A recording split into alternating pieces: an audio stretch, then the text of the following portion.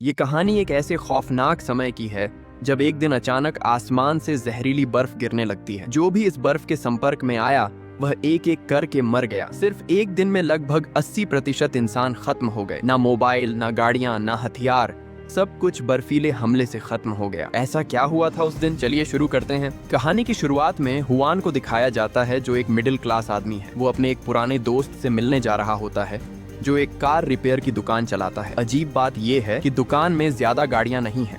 उसी रात हुआन अपने 3 दोस्तों के साथ बैठकर ताश खेल रहा होता है। इनकी दोस्ती 30 साल से भी ज्यादा पुरानी है और आपस में गजब की बॉन्डिंग है। यहाँ ध्यान देने वाली बात यह है कि उसके 3 दोस्त कौन हैं। पहला है घर का मालिक टानो, दूसरा है थोड़ा सा गंजा दोस्त और तीसरा है सफेद बालों वाला बुजुर्ग आदमी। अचानक पूरे घर की बिजली चली जाती है और सबका मूड खराब हो जाता है। हुआन मोबाइल निकाल कर चेक करता है, लेकिन हैरानी की बात यह होती है कि फोन पूरी तरह हैंग हो चुका है। सिर्फ उसी का नहीं बल्कि कमरे में मौजूद हर किसी का फोन काम करना बंद कर देता है। तभी बाहर से अचानक भारी भारी आवाजें आने लगती हैं, जैसे कोई चीज आसमान से गिर रही हो। तभी टानो की पत्नी चीखती है और बताती है कि नीचे एक आदमी अचानक बेहोश होकर गिर गया है। सब लोग खिड़की से बाहर झांकते हैं और देखते हैं कि हवा में सफेद कण तैर रहे हैं, बिल्कुल बर्फ की तरह। ये नजारा और भी डरावना इसलिए है क्योंकि उस वक्त अर्जेंटीना में भीषण गर्मी का मौसम चल रहा होता है। ऐसे मौसम में बर्फ गिरना नामुमकिन है। तभी बाहर सड़क पर खड़ी गाड़ियां एक एक करके कंट्रोल खोने लगती हैं। ड्राइवर्स ऐसे लगते हैं जैसे अचानक बेहोश हो गए हों। ये देखकर सब लोग घबरा जाते हैं और नीचे जाने का प्लान कैंसिल कर देते हैं।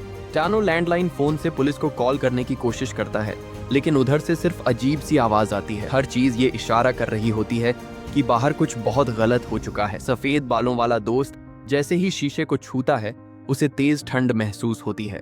उसे अपनी पत्नी और बच्चों की चिंता सताने लगती है और सबके मना करने के बावजूद वो बाहर निकल जाता है। लेकिन कुछ ही कदम चलते ही वो जमीन पर गिर जाता है और मर जाता है। अब ये साफ हो जाता है कि बाहर गिर रही ये बर्फ जहरीली है और जो भी इसे सांस के साथ अंदर लेता है उसकी मौत तय है। कुछ ही देर में घर का तापमान तेजी से गिरने लगता है और सब लोग मोटे कपड़े पहन लेते हैं। टानो, जो कम्युनिकेशन का जानकार है, अंदाजा लगाता है कि ये सब शायद सोलर स्टॉर्म की वजह से हो रहा है, जिससे इलेक्ट्रॉनिक डिवाइसेस खराब हो गई हैं। बाहर पूरी सड़क पर सन्नाटा छाया होता है। पूरा इलाका किसी भूतिया शहर जैसा लगने लगता है। तभी सामने वाली बिल्डिंग में अचानक लाइट जलती है। एक पड़ोसी खिड़की पर आता है और इशारों इशारों में कुछ समझने की कोशिश करता है। हुआन और बाकी लोग उसे खिड़की न खोलने का इशारा करते हैं, लेकिन वो गलत समझ लेता है। जैसे ही वो सिर बाहर निकालता है, जहरीली बर्फ उसकी जान ले लेती है। अंदर मौजूद उसकी पत्नी आवाज सुनकर आती है, लेकिन अगले ही पल वो भी वहीं ढेर हो जाती है। ये मंजर देखकर सब लोग अंदर से टूट जाते हैं। हुआन को अब अपनी पत्नी एलेना और बेटी की चिंता सताने लगती है। जैसे जैसे सुबह होने लगती है, वो फैसला करता है कि उसे किसी भी हाल में घर लौटना होगा। दोस्त उसकी मदद करते हैं, उसे मोटे कपड़े पहनाते हैं, घर में रखा मास्क और दस्ताने देते हैं। सबका मानना होता है कि अगर शरीर ढका रहे तो शायद बर्फ नुकसान नहीं पहुंचाएगी। हिम्मत जुटाकर हुआन बाहर निकलता है और सच में बर्फ उसे कोई नुकसान नहीं पहुंचाती। अब ये साफ हो जाता है कि इलेक्ट्रॉनिक चीजों के साथ साथ सारी मॉडर्न गाड़ियां भी बंद हो चुकी हैं। हुआन पैदल ही घर की तरफ निकल पड़ता है। रास्ते में वो अपने दोस्त की लाश को देखता है और भारी मन से आगे बढ़ जाता है। यहीं से उसकी असल सर्वाइवल जर्नी शुरू होती है, जो इंसानियत और सर्वनाश की कहानी बनने वाली होती है। कुछ ही देर में हुआन अपने दोस्त वाले इलाके से बाहर निकल जाता है, लेकिन जो नज़ारा उसके सामने आता है वो दिमाग हिला देने वाला होता है। पूरी की पूरी सिटी पर एक अजीब सी खामोशी छाई होती है। जहाँ तक नजर जाती है हर जगह सिर्फ लाशें ही लाशें पड़ी हैं। साफ पता चलता है कि ये जहरीली बर्फ लोगों को संभलने का एक मौका भी नहीं दे पाई। किसी को समझ ही नहीं आया कि जो चीज आसमान से गिर रही है वही मौत बन जाएगी। हालात इतने डरावने हैं कि सड़क पर ही नहीं बल्कि बिजली के खंभों पर भी लाशें लटकी हुई हैं। लगता है कोई लाइनमैन मरम्मत करते वक्त वहीं ढेर हो गया था। हड्डियां जमा देने वाली ठंड और जहरीली बर्फ के बीच हुआन अपनी जैकेट कसकर पकड़ता हुआ आगे बढ़ता रहता है। वैसे तो उसके घर की दूरी सिर्फ करीब 5 किलोमीटर है, लेकिन हर कदम पहाड़ चढ़ने जैसा लग रहा होता है। धीरे धीरे वो आसपास के हालातों का आदी होने लगता है और डर सुन्न पड़ने लगता है। तभी अचानक एक तेज सीटी की आवाज सुनाई देती है। आवाज की तरफ देखता है तो बर्फ के बीच एक फौजी वर्दी में खड़ा सिपाही दिखाई देता है। हुआन कुछ समझ पाता उससे पहले ही वो शख्स गायब हो जाता है। बिना ज्यादा सोचे वो एक शॉर्टकट रास्ता पकड़ लेता है। थोड़ी देर बाद उसे एक भयानक नजारा दिखता है। रेलवे ट्रैक के पास खड़ी एक ट्रेन, चारों तरफ बिखरी लाशें ये बताती हैं कि लोग जान बचाने के लिए ट्रेन से उतरे होंगे, लेकिन जहरीली बर्फ ने किसी को छोड़ा नहीं। हुआन सोचता है कि शायद ये आफत सिर्फ शहर तक सीमित होगी, लेकिन अब समझ आता है कि जहाँ भी ये बर्फ गिरी है वहाँ मौत ही मौत है। जैसे ही वो वहाँ से जाने की सोचता है, अचानक अंदर से खटखटाने की आवाज आती है। गौर से देखने पर पता चलता है कि ट्रेन के अंदर कुछ लोग जिंदा हैं। उन्हें भी समझ आ चुका है कि बाहर निकलना मौत को बुलाने जैसा है। तभी एक लड़की शीशे पर उंगली से एक ही शब्द लिखती है, हेल्प। साफ दिख रहा होता है कि वो किसी भी हाल में वहाँ से निकलना चाहती है। इंसानियत के नाते हुआन धीरे धीरे ट्रेन के उस हिस्से तक जाता है जहां बर्फ अंदर नहीं आई थी। अंदर करीब दर्जन भर लोग दुबके हुए होते हैं। मास्क की वजह से कोई बोल नहीं सकता, इसलिए सब इशारों में बात करते हैं। वो लोग बताते हैं कि पिछले 6 घंटों में जिसने भी बाहर निकलने की कोशिश की वो वापस नहीं लौटा। ट्रेन के अंदर ठंड बढ़ती जा रही है और कोई समाधान नजर नहीं आ रहा। हुआन वादा करता है कि अगर उसे कोई सुरक्षित जगह या संगठन मिला तो वो मदद भेजेगा। बैग खोलते वक्त उसे एहसास होता है कि उसके पास एक पिस्तौल है जो उसके दोस्त टानो ने दी थी। शायद टानो इंसानी स्वभाव को उससे बेहतर समझता था। लोगों के रोकने के बावजूद हुआन ट्रेन छोड़कर निकल जाता है क्योंकि उसके लिए सबसे जरूरी उसकी पत्नी और बेटी है। कुछ देर बाद वो अपने अपार्टमेंट कॉम्प्लेक्स में पहुंचता है। हालात वैसे ही होते हैं जैसे उसने सोचा था, हर तरफ लाशें। एक टूटा हुआ दरवाजा पार करते हुए वो अंदर जाता है और देखता है कि एक कुत्ता हेलमेट पहने हुए मरा पड़ा है। इससे साफ होता है कि लोगों ने बचने की कोशिश जरूर की थी। हल्की सी रोशनी के सहारे वो 18वीं मंजिल तक पहुंचता है जहां कुछ लोग जिंदा मिले। बिना किसी से बात किए वो सीधे अपने फ्लैट में घुस जाता है। घर के अंदर का हाल देखकर उसके पैरों तले जमीन खिसक जाती है। फर्नीचर बिखरा हुआ है जैसे कोई लूटपाट हुई हो। पत्नी और बेटी घर पर नहीं होती। इसी बीच आवाज आती है और वो एक अजनबी आदमी को पकड़ लेता है जो खुद को बिल्डिंग का वॉलंटियर बताता है और दवाइयां इकट्ठा करने की बात करता है। पड़ोसी उसकी बात कंफर्म कर देते हैं। तभी वो आदमी हुआन के हाथ की तरफ देखता है और पूछता है, ये बर्फ है क्या? उसी पल हुआन की पत्नी एलेना सामने आती है। वो सबको बाहर भेज देती है और बताती है कि उसने कल रात मैसेज किया था कि बेटी दोस्त के घर सोने गई है। हुआन को ये बात पता ही नहीं थी। बर्फ गिरने के बाद से एलेना को बेटी का कोई मैसेज नहीं मिला है। इससे हुआन का गुस्सा फूट पड़ता है क्योंकि एलेना को ये भी नहीं पता कि बेटी किस दोस्त के घर गई थी। दोनों तय करते हैं कि बेटी के स्कूल जाकर सुराग ढूंढेंगे। जैसे ही हुआन बाहर निकलता है पूरी बिल्डिंग के लोग उसे घेर लेते हैं। सब जानना चाहते हैं कि वो बाहर कैसे जिंदा रहा। हुआन समझाता है कि बर्फ हवा में तैरते वक्त ही जहरीली है, जमीन पर गिरने के बाद असर खत्म हो जाता है। लेकिन लोग भरोसा नहीं करते। एक गंजा आदमी उसके मास्क को जबरदस्ती लेना चाहता है, ये कहकर कि पूरी बिल्डिंग को पानी लाने के लिए बाहर जाना है। मजबूर होकर हुआन पिस्तौल निकाल लेता है और साफ कह देता है कि वो कोई मसीहा नहीं है, उसे पहले अपनी बेटी ढूंढनी है। डर के मारे लोग पीछे हट जाते हैं, लेकिन नीचे पहुंचते ही वही गंजा आदमी हथियार लेकर पीछा करता है। अफरा तफरी में हुआन और एलेना दूसरी मंजिल के एक फ्लैट में फंस जाते हैं। बाहर से दरवाजा तोड़ा जा रहा होता है। हुआन आखिरी मास्क एलेना को पहनाता है और उसे नीचे कूदने को कहता है। एलेना कार पर कूद जाती है, लेकिन हुआन खुद प्लास्टिक बैग से सांस लेने की कोशिश करता है। ये जुगाड़ ज्यादा देर नहीं चलता। कुछ ही दूरी पर वो ऑक्सीजन की कमी से गिर जाता है और बेहोश हो जाता है। जब उसकी आंख खुलती है वो खुद को एक गाड़ी में पाता है। चारों तरफ मास्क पहने लोग बैठे होते हैं। ड्राइविंग सीट से जो आवाज आती है वो उसके दोस्त टानो की होती है। पता चलता है कि सिर्फ पुरानी एंटीक कारें ही चल रही हैं। टानो ने फायर स्टेशन से और मास्क जुटाए और हुआन को बचा लिया। यही कहानी एक नए लेवल पर चली जाती है। टानो की वर्कशॉप पहुंचते ही हुआन को थोड़ी राहत मिलती है। यहाँ उन्हें बड़ी संख्या में मास्क और कुछ हथियार भी मिल जाते हैं। थोड़ी देर आराम करने के बाद हुआन और एलेना तय करते हैं कि अब एक सेकंड भी बर्बाद नहीं किया जा सकता। दोनों सीधे बेटी के स्कूल के लिए निकल पड़ते हैं। करीब आधे घंटे बाद जब वो स्कूल पहुंचते हैं तो पूरा कैंपस वीरान पड़ा होता है। न कोई बच्चा न कोई टीचर। क्लासरूम के बाहर लगे डिस्प्ले बोर्ड पर एक फोटो टंगी होती है जिसमें उनकी बेटी कुछ बच्चों के साथ दिख रही होती है। एलेना तुरंत पहचान लेती है कि इनमें से एक वही दोस्त है जिसके घर बेटी गई होगी। योजना बनती है। हुआन आसपास कोई चलने वाली पुरानी कार ढूंढेगा और एलेना ऑफिस से बच्चों की फाइलें निकालकर उस दोस्त का एड्रेस पता करेगी। शुरुआत में सब ठीक चलता है, लेकिन तभी एलेना को बाहर से कुछ आवाजें सुनाई देती हैं। वह बाहर जाकर देखती है तो पता चलता है कि एक दरवाजे के पीछे किसी को बंद किया गया है। दरवाजे की दरार से झांकने पर अंदर एक लड़का दिखाई देता है जो गुस्से में चीनी भाषा में गालियां बक रहा होता है। इसी बीच हुआन वापस लौट आता है। एलेना उसे पूरी बात बताती है। हुआन शुरू में इसमें नहीं पढ़ना चाहता, लेकिन एलेना की इंसानियत के आगे वह झुक जाता है। वह एक थप्पड़ मारकर लड़के को शांत करता है। लड़का बताता है कि उसके क्लासमेट्स ने जानबूझकर उसे यहाँ बंद कर दिया था और वह एक दिन एक रात से फंसा हुआ है। हुआन साफ कह देता है कि कोई उसे बचाने नहीं आएगा क्योंकि बाहर जहरीली बर्फ गिर रही है और लोग बिना जाने मर चुके हैं। लड़का ये सब मानने को तैयार नहीं होता और बाहर निकलकर देखने की कोशिश करता है, लेकिन मैदान में पड़ी लाशें देखकर वह वहीं रुक जाता है। वे सभी वही बच्चे होते हैं जिन्होंने उसे बंद किया था। एलेना उसे पूरी कहानी समझाती है और फिर वह फोटो दिखाती है। लड़का बस एक नजर डालता है और तुरंत पहचान लेता है वह लड़की उसकी बहन है। यह सुनकर हुआन और एलेना को उम्मीद की एक किरण दिखती है। लगता है कि उनकी मदद बेकार नहीं जाएगी। बिना वक्त गंवाए तीनों उस पुरानी गाड़ी में बैठते हैं और सीधे लड़के के घर की तरफ निकल पड़ते हैं। रास्ते में ठंड और सन्नाटा दोनों ओर ज्यादा डरावने लगने लगते हैं। घर पहुंचने पर हुआन लड़के से कहता है कि वह गाड़ी में ही रुका रहे, जबकि वह और एलेना अंदर जाकर किसी को ढूंढते हैं। काफी देर तक दरवाजा खटखटाने पर भी कोई जवाब नहीं मिलता तो हुआन आखिरकार दरवाजा लात मारकर तोड़ देता है। यह देखकर लड़के का दिल बैठ जाता है और उसे कुछ गलत होने का एहसास होने लगता है। हुआन अंदर घुसते ही अपनी बेटी का नाम लेकर आवाज लगाता है, लेकिन पूरा घर खामोश रहता है।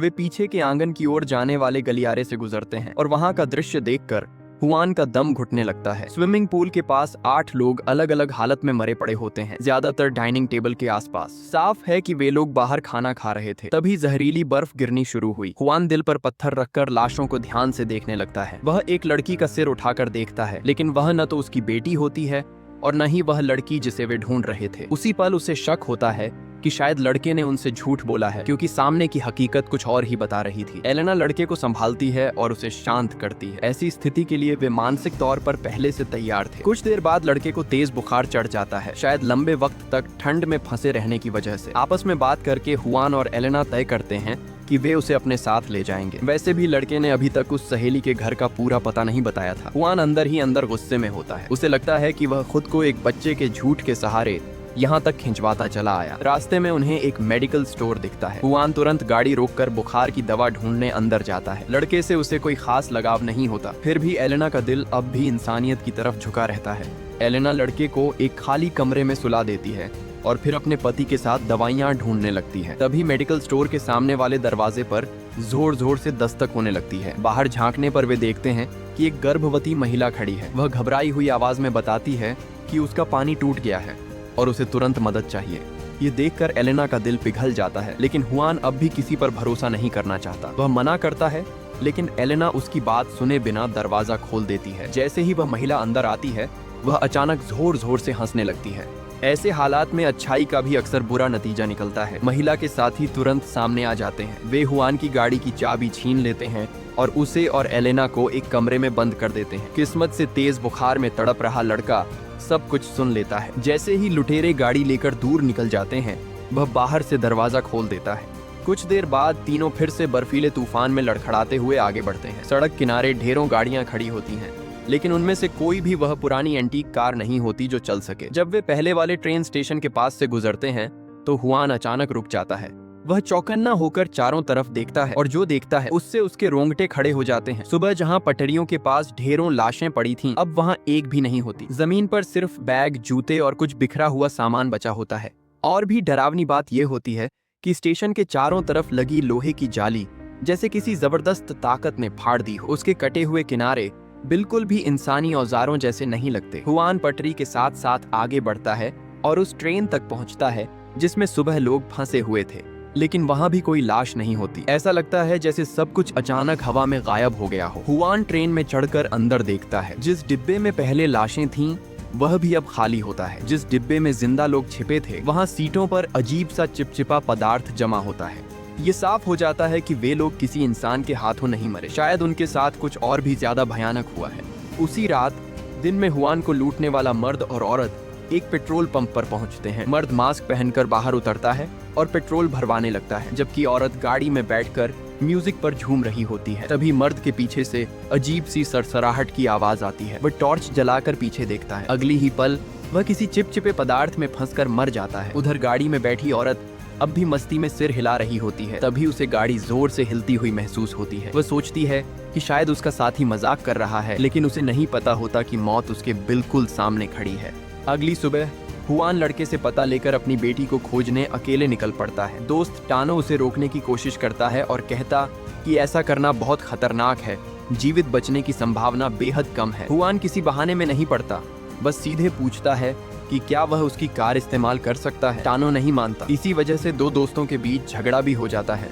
इसके बाद हुआन पैदल निकल पड़ता है। उसे 17 ब्लॉकों को पार करना था अपनी बेटी तक पहुंचने के लिए। अगर केवल पैदल चलना हो तो भी आधा दिन का सफर होता है। चलते ही उसने रास्ते पर एक लाल पुरानी कार देखी। करीब जाकर देखा तो पता चला कि यह वही टानो की कार थी। थोड़ी बातें हुई और पुराने दोस्त की दोस्ती फिर से बहाल हो गई। अब उनकी नई और भी ज्यादातर डरावनी यात्रा शुरू होती है। रास्ते का माहौल बहुत ही अजीब था। शुरुआत से अंत तक उन्होंने कोई लाश नहीं देखी, लेकिन जमीन पर टूटी फूटी कार की चीजें बिखरी थीं। थोड़ी देर बाद उनकी पुरानी कार रुक जाती है। सामने की सड़क सैकड़ों गाड़ियों से बंद थी। मुरझाए हुए दरवाजे और टूटे हुए शीशे साफ दिखा रहे थे कि यह किसी इंसानी वजह से नहीं हुआ। जैसे ही वे दूसरी रास्ता तलाशने लगते हैं, दूर से इंजन की गड़गड़ाहट सुनाई देती है। जल्दी ही दर्जनों ट्रक जिनमें सैनिक भरे थे धीरे धीरे गुजरते हैं। उनके सामने खड़े अधिकारी ने देखा और चेतावनी दी कि शहर सैन्य घेराबंदी में है। अगर वे वापस नहीं लौटेंगे तो उन पर भी गोली चली जाएगी।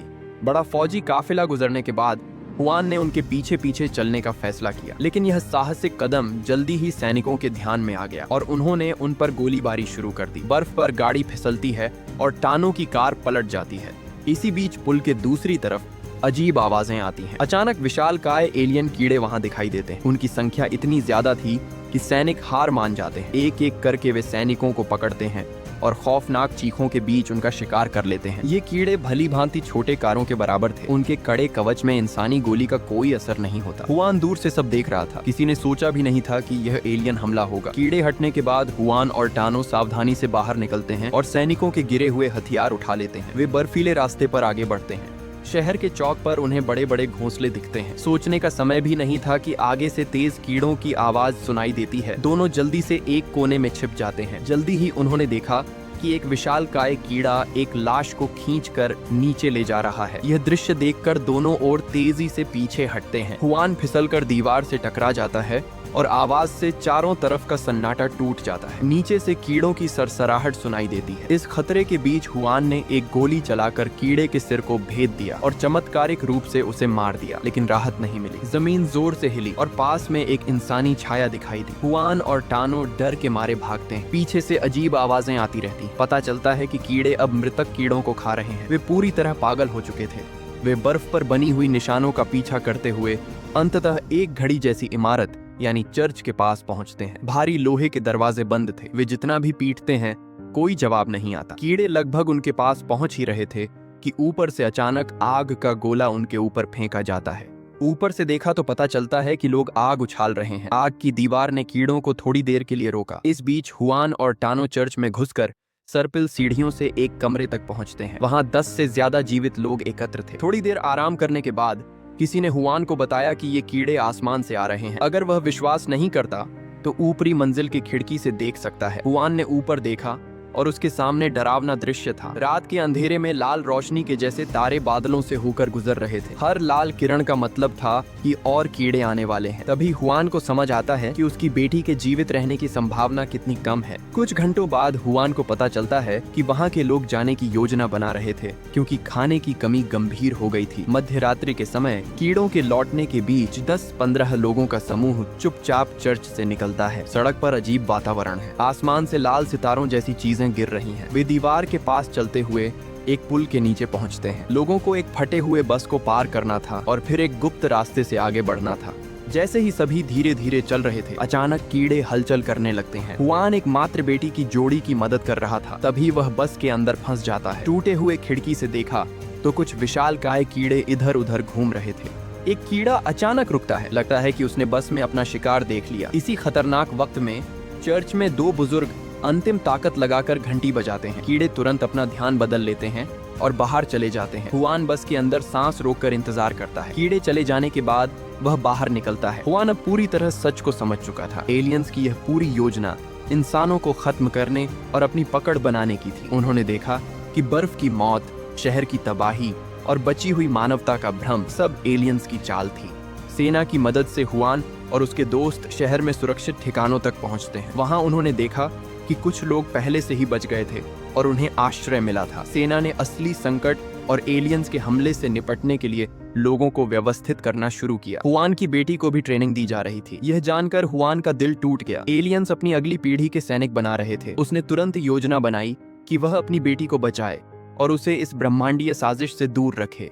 सेना के ठिकानों से हुई तैयारी के बीच हुआन और उसके दोस्त टानो ने शहर के केंद्र में रेडियो और संचार उपकरण स्थापित किए। यह कदम इसलिए था ताकि पूरे देश के बची हुई मानवता को सुरक्षित स्थानों का पता चल सके। एलियंस ने अब खुले रूप से हमला शुरू कर दिया। विशाल कीड़े और लाल रोशनी के झुंड शहर में गिर रहे थे। हुआन, टानो और सेना के लोग हर तरफ से घिरते हुए भी लड़ते रहे। उन्होंने हथियार उठाए, सुरक्षित मार्ग बनाए और बची हुई मानवता को सुरक्षित ठिकानों तक पहुंचाया। इस बीच हुआन ने देखा कि उसके पुराने दोस्त और साथी जो पहले अलग हो गए थे अब उसकी मदद के लिए वापस आए। उन्होंने मिलकर शहर में फैल रही एलियंस की ताकत को चुनौती दी। कई हथियारों, घोंसलों और बर्फ के जहर का सामना करने के बाद हुआन ने आखिरकार अपनी बेटी को ढूंढ निकाला। उसकी बेटी को बचाना ही अब उसका मुख्य लक्ष्य था। सेना ने शहर में बची हुई मानवता को सुरक्षित स्थानों तक पहुंचाने के लिए कार्य किए। हुआन ने अपनी बेटी को गोद में लिया, उसकी सुरक्षा सुनिश्चित की और देखा कि बचे हुए लोग धीरे धीरे सुरक्षित ठिकानों में जा रहे थे। अंत में हुआन ने समझा कि यह पूरी घटना केवल इंसानों की कमजोरी और एलियंस की रणनीति नहीं थी। यह समाज और मानवता के भीतर की कमजोरियों, विश्वास और संघर्ष का परीक्षण भी था। हुआन और उसके साथी अब नए जीवन की ओर बढ़ते हैं। हालांकि शहर बर्बाद हो चुका था, लेकिन मानवता के कुछ हिस्से बच गए थे। सेना ने बचे लोगों को सुरक्षित स्थानों में रखा और उन्होंने एक नए भविष्य की नींव रखी। हुआन ने अपनी बेटी को गले लगाया और ठानी कि वह उसे कभी भी इस तरह के खतरे में नहीं आने देगा। लेकिन उसकी आंखों में डर और चिंता अभी भी मौजूद थी, क्योंकि उसने देखा कि बर्फ की मौत, एलियंस का हमला और इंसानी सत्ता की कमजोरी एक साथ कितनी खतरनाक साबित हो सकती थी। और यहीं पर हमारी कहानी खत्म हो जाती है।